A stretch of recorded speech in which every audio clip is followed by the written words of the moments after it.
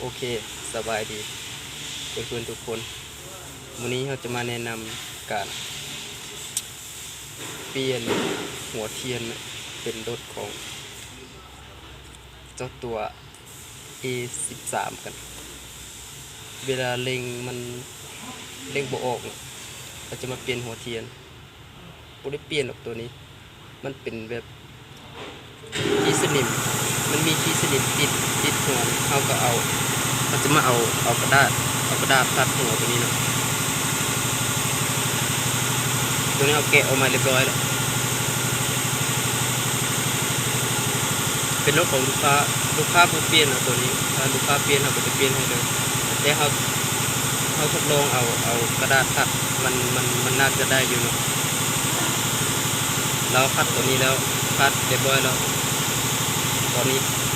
ไปเบิ่งกันใส่เลยเนาะนี่ไงตอนนี้เรากำลังจะใส่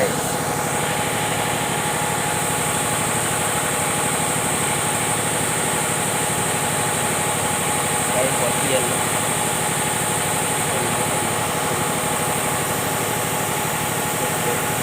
ตอนมันจะมี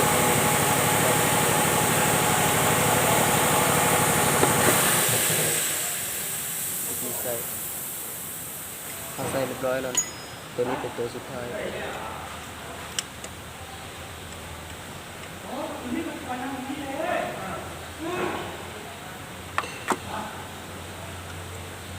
เกียร์บุได้เปลี่ยนหัวเทียนเขาขัดซื้อถ้ามันเป็นกับเก่าจะได้เปลี่ยนหัวเทียนมันมีตัวไหนตัวนึงมันตาย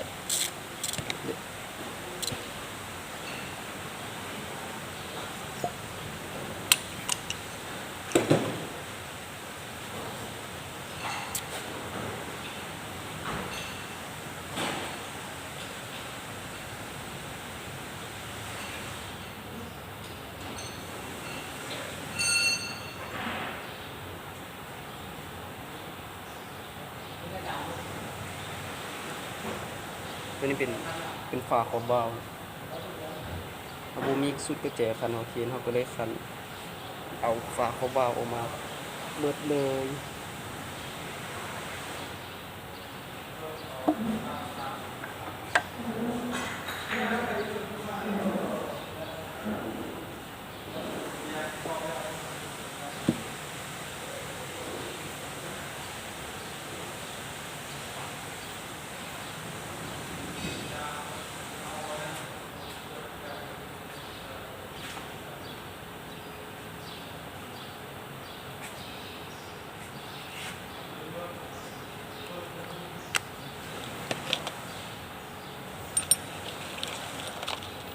หันน็อตฝาขอบเบาใส่เลยนะ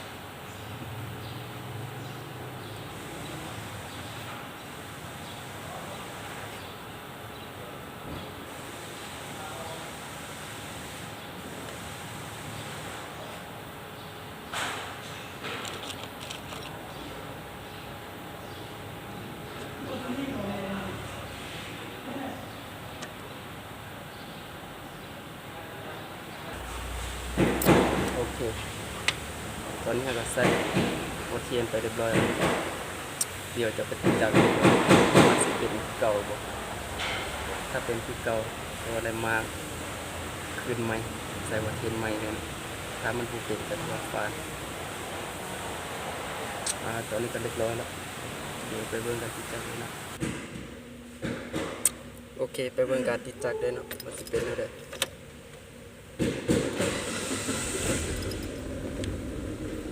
โอเคติดจักรไปเรียบร้อย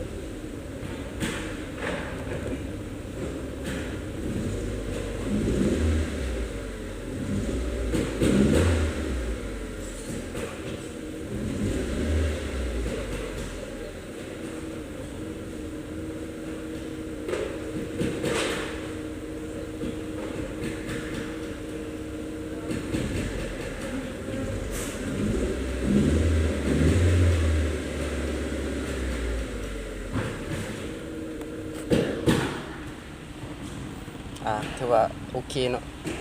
กูได้เปลี่ยนรอดไปบัดนี้ถ้า ท่านใดมีอาการเป็นคล้ายคือแบบนี้ก็ไป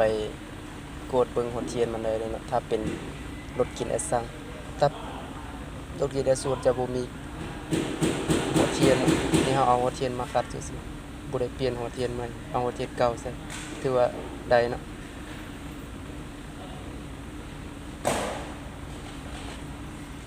นี่อาจจะเร่งให้ทุกๆท่านได้ฟังกันเด้อ